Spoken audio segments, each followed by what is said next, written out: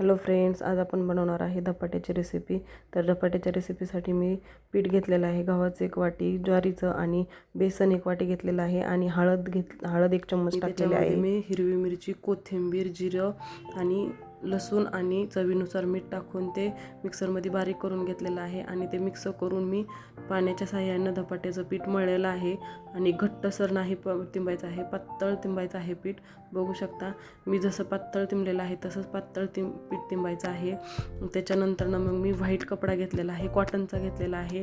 टेरेकोटचा कपडा घेतला की ते तव्याला चिकटतो, त्याच्यामुळं कॉटनचाच घ्यायचा आहे. ते पाण्याने ओला करून घेतलेला आहे आणि त्याच्यानंतर मग मी गोळा बनवून घेतलेला आहे आणि ते हाताच्या साहाय्याने पूर्ण थापटून घेतलेलं आहे. 4च बोटाने थापटायचं आहे आपल्याला आणि ते बोटाने थापल्याच्या नंतरच खूप छान टेस्ट लागते. बघू शकता मी पाण्याचा थोडा थोडा हात घेऊन ते थापटलेलं आहे आणि त्याच्यानंतर मग आपण पूर्ण चांगला पसरट मोठा करून घ्यायचा आहे धपाटं आणि ते थापटून घेतल्याच्या नंतर मग मी त्याच्यावरती थोडेसे तीळ टाकलेले आहेत, गावरान तीळ टाकलेले आहेत. टेस्ट खूप छान लागते ते तिळाने. आणि नंतर मग मी छोटे छोटे छिद्र करून घेतलेले आहेत त्याला. बघू शकता तुम्ही.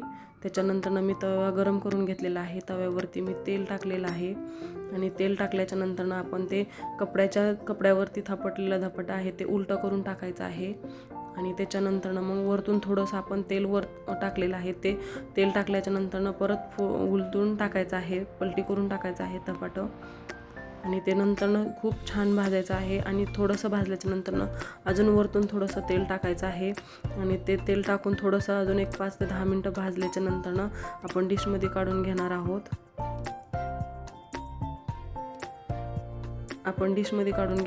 आणि बघू शकता मी डिशमध्ये काढून घेतल्याच्या नंतर दही सोबत खायला घेतलेलं आहे.